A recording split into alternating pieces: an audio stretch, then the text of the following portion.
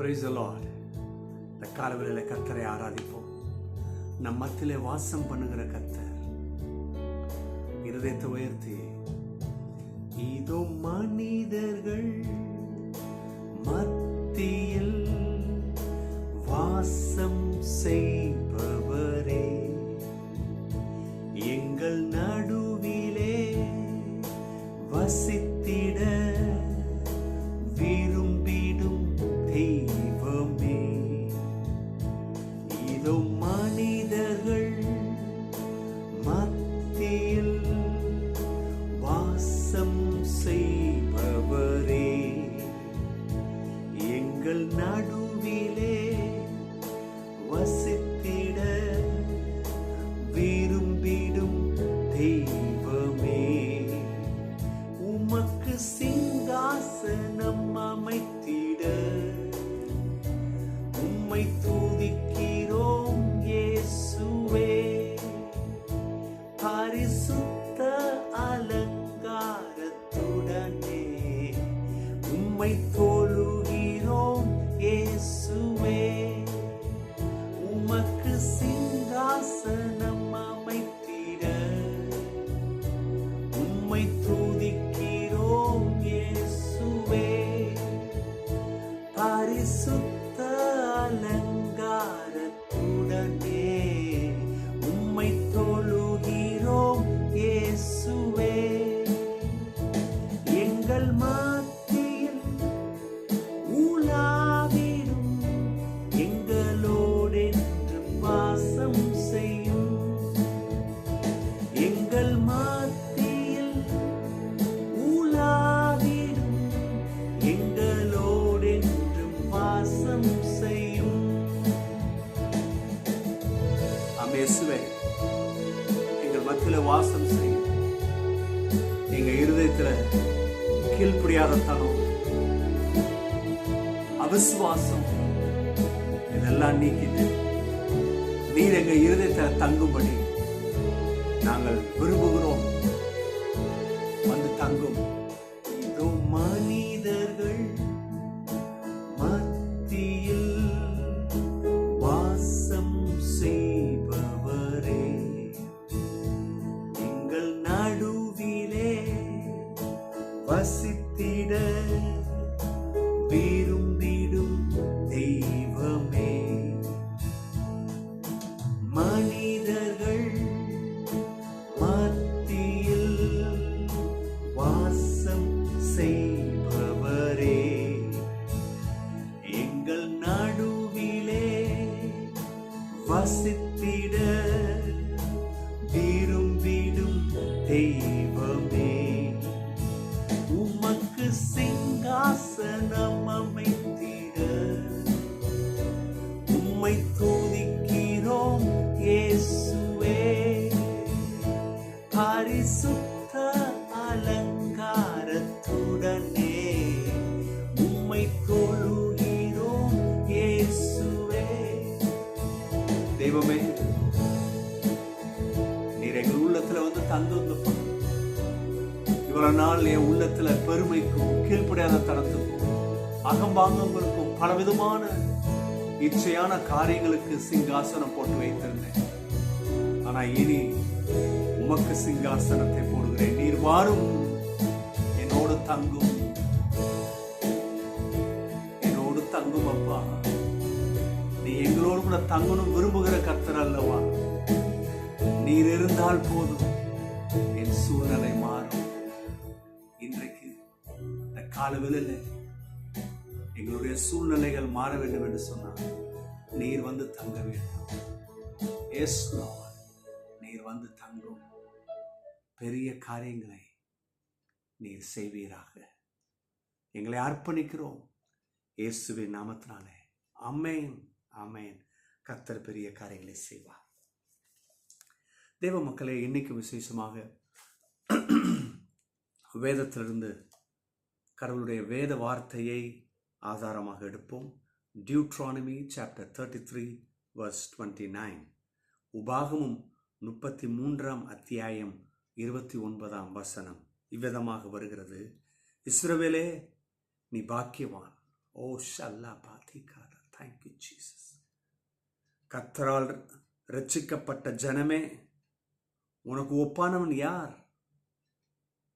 உனக்கு சகாயம் செய்யும் கேடகம், உனக்கு மகிமை பொருந்திய பட்டயமும் அவரே.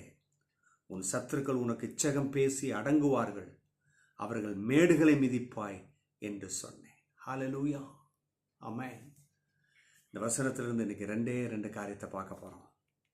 அவர் இஸ்ரவேல்னா யார்? உங்களை என்னையும் தான் சொல்றாரு.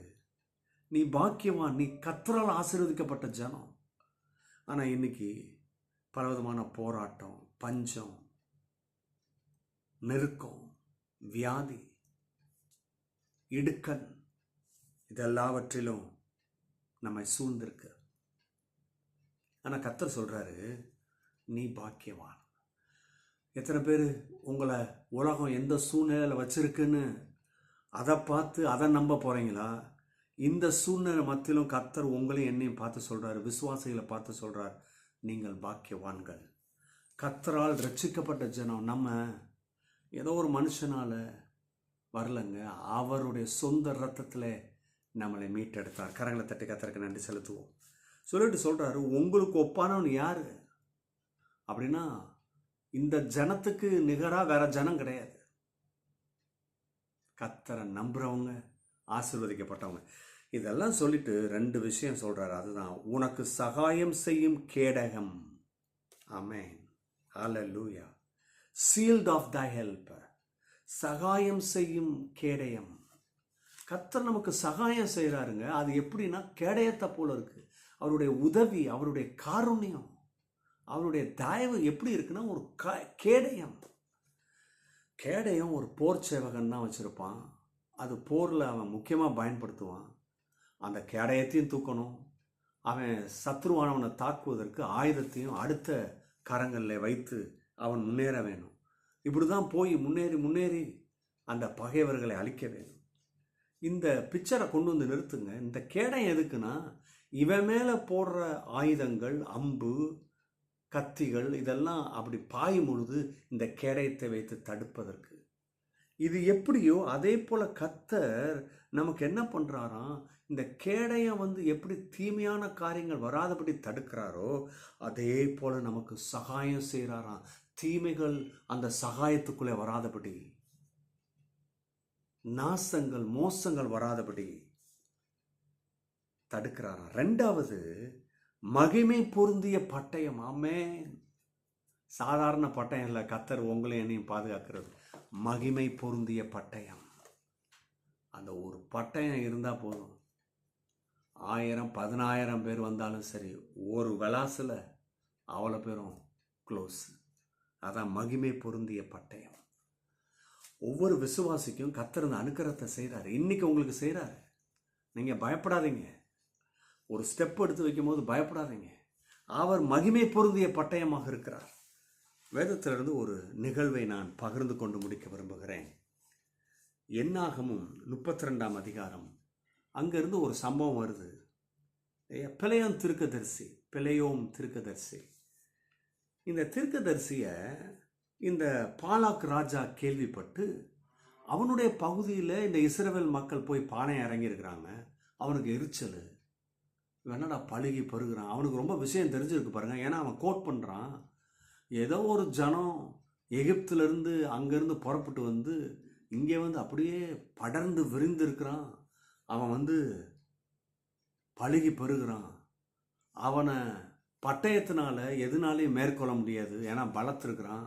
இவனை அழிக்கணும்னா அவனுக்கு தெரிஞ்சிருக்கு பாருங்க, சத்ருவானவனுக்கு இல்லையா, இவன் பலத்து மிகுதியாக இருக்கிறான், இவனை ஃபைட் பண்ணி ஜெயம் பண்ண முடியாது. ஆனால் இவனுக்குள்ள சாபத்தை, பலவிதமான தீமைகளை, வஞ்சகங்களை அனுப்பி வைப்போம் என்று சொல்லான், அழிஞ்சு விடுவான். இன்னைக்கு அப்படிதான் சத்ருவானவன் தாக்குகிறான் பாருங்க. இதுக்கு பிலேயோம் தீர்க்கதரிசி அவர் வாயை திறந்து சொன்னாலே போதும், ஆசீர்வாதமும் சாபமும் வரும். அவர் எப்படி விரும்பி சொல்றாரோ, ஏன்னா கடவுளுடைய பிரதிநிதி.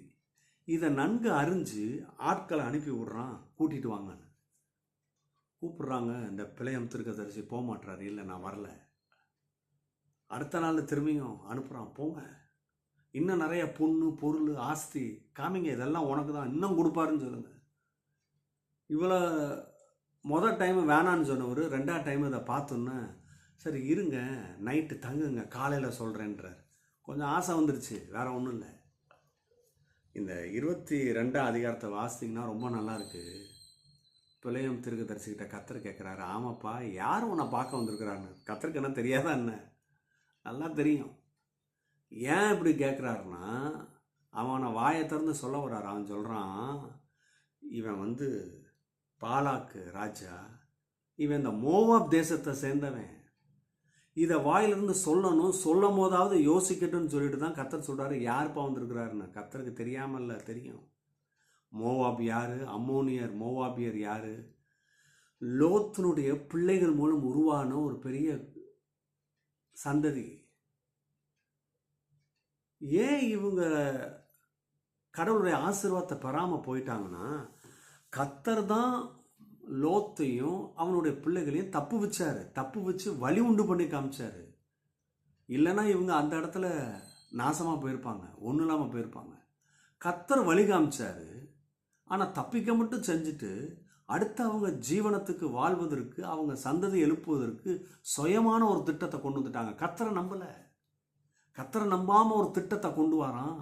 அதில் ஒரு கூட்டம் உருவாகுது. அதுதான் மோவாபியர், அம்மோனியர்.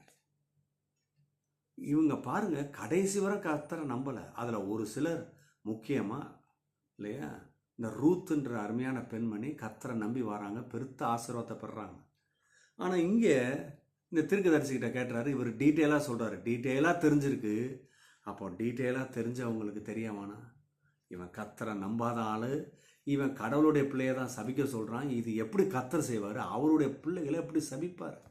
கொஞ்சம் கூட இந்த தீர்க்கதரிசிக்கு தெரில பாருங்கள். உங்கள் பிள்ளைகளை திட்டுவீங்க, சில நேரம் ஏதோ வார்த்தையை விட்டுருவீங்க, மாடு ஏதாவது ஒரு வேர்டு தீமையான வார்த்தை சொல்லிவிட்டு அப்புறம் ஐயோ இப்படி சொல்லிட்டேனேன்னு வருத்தப்படுவீங்க. ஏன்னா நீங்கள் பெற்றோர். பொல்லாத மனுஷர்களாகிய நம்மளே நம்ம பெற்றோர் பிள்ளைகளை நேசிக்கிறோம், தீயமான காரியங்களை அவங்களுக்கு கொடுக்கணும்னு விரும்பலை. அப்போ நம்மளே இப்படி செய்வோம்னு சொன்னால் கர்த்தர் எப்படி செய்வார்? இதை புரியவான அந்த தீர்க்கதரிசிக்கு புரியலை. திரும்பியும் கர்த்தர் சொல்கிறார், போ நீ காலையில் அவங்க கூட போ, ஆனால் நான் என்ன செய்கிறேனோ அதை தான் செய்வேன். பாருங்கள், வாயை திறந்து ஒரு பலிபீடத்தை கட்டுறான், கட்டிட்டு அங்கே காளையை வைக்கிறாங்க, பலி செலுத்திட்டு இப்போ வாயை திறந்து சபிக்கணும், சபிக்க முடியல. வாயை திறந்து ஆசீர்வாதம் வருது. ஏன்னு சொல்கிறேன், ஏன் இந்த கொட்டேஷன் எடுத்து இந்த உபாகம் 33:29 காமிக்கிறான்னா, இப்படி தான் எவன் நினச்சாலும் சரி சபிக்கவும் தீமையும் நாசமும் பொல்லாங்கையும் அனுப்ப முடியாது. எந்த ஒரு மனுஷன் கடவுளுடைய செட்டைகளுக்குள்ளே இருக்கிறானோ, கர்த்தரை நம்புகிறானோ, கர்த்தரை தாவரமாக கொண்டிருக்கிறானோ, அவனுக்கு கர்த்தர் என்ன செய்கிறார் இல்லையா, சகாயம் செய்கிறார். கேடயத்தை போல சகாயம் செய்கிறார். மகிமை பொருந்திய பட்டயமாக இருக்கிறார். எந்த தீங்கு வராது.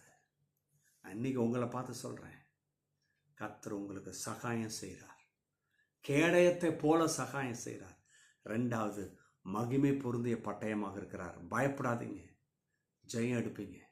இன்னைக்கு ஜெபத்தை போட்டுட்டு விசுவாசத்தை எடுத்து காலை எடுத்து வச்சு முன்னேறுங்க, கையை வைங்க. ஒவ்வொரு வேலையிலும் தேவ நாமத்தை சொல்லுங்க, நீங்கள் ஜெயம் எடுப்பீங்க. கர்த்தர் உங்களை ஆசீர்வதிப்பாராக. God bless you. Bye bye.